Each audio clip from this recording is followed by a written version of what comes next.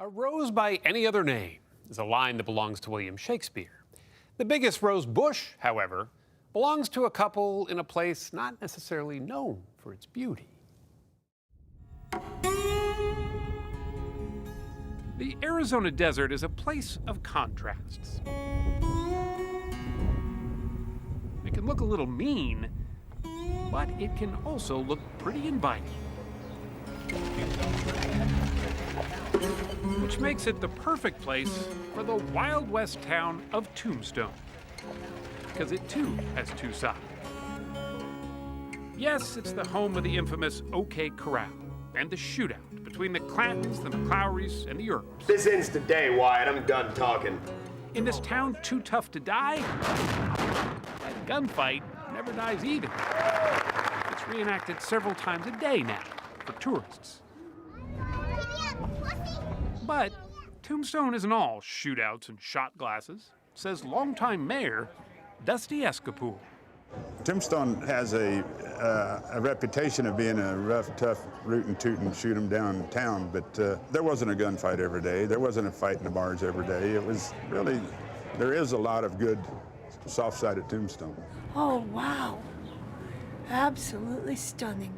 Look up, and you'll see this silver town's silver lining, Tombstone's oldest resident. Is this Rose Bush? Holy mackerel. She's been welcoming visitors here with outstretched arms for 132 years. A whole forest of roses. It's incredible. Someplace I could sit for a long time. It's a Lady Banksia Rose Bush, to be exact, planted in the back of an old boarding house back in 1885 by a young bride who moved to Tombstone from Scotland with her husband. It's hard to describe because it's one of a kind. You don't see anything else like it. Like their love, a tiny cutting from her Scottish countryside somehow blossomed way out here. And by the early 1930s, Robert Ripley of Ripley's Believe It or Not declared it the largest rose bush in the world. I don't know what to say. It's beautiful. Almost 9 decades later, the folks at Guinness World Records say it's still the largest. At last measurement, its canopy of white blossoms covers more than 8,000 square feet. Dorothy coined the term the Shady Lady, Tombstone's Shady Lady. It blossoms only in the spring. The Shady Lady has been in the family of Burton and Dorothy DeVere for 6 generations. Burton's grandfather bought the boarding house at the turn of the last century. The plant laid on the ground for a number of years. My grandfather said he got tired of tripping on it. So he said to my grandmother one time, he said, I'm either going to kill it, dig it up, and get rid of it, or I'm going to put it up in the air. And she said, oh, don't kill it. It's too hard to grow anything in this country anyhow.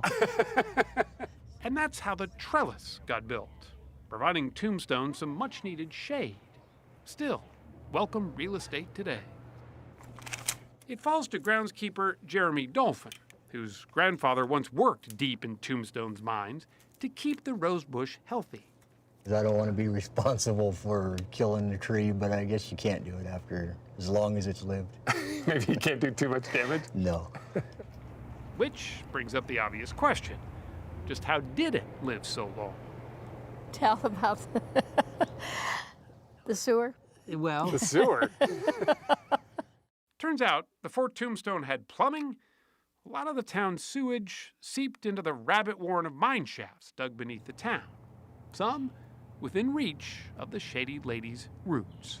We never fertilized it. Anybody in the family never fertilized it until 2 years ago. Because it just found its own fertilization that's found Exactly. its own fertilization. in an old mine shaft. In an old mine shaft, that's right. Yuck factor aside, when it blooms for about 6 weeks once a year, it is cause for celebration.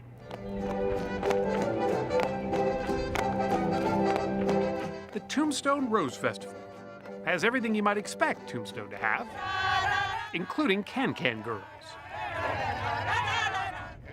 But leading the parade is Rose Tree royalty. Folks, please welcome the 2017 Rose Festival Queen and Princesses. Miranda Jackson Hart was crowned under the rose bush the night before, just like her sister was 2 years earlier. Everything needs to have a prettier side. Tombstone doesn't always have to be known just for its gunfights or the town too tough to die. We have a lot more to us than just that. And for some, that discovery, especially in a place where it seems so unlikely, Just lost for words. can really hit a nerve. My grandma did roses. So, reminds me a lot of her back home. She's from New Mexico. She would have loved to have seen this. The DeVeres sell clippings, so the rose bush can live far beyond her desert home, serving to make her as immortal as the OK Corral itself. Does she have a lifespan? I mean, My father used to say, everything dies, but until it happens, don't worry about it. Yeah. I hope this one's going to last a long time. if history is any guide, Yeah. seems like it will. Yep, I think so.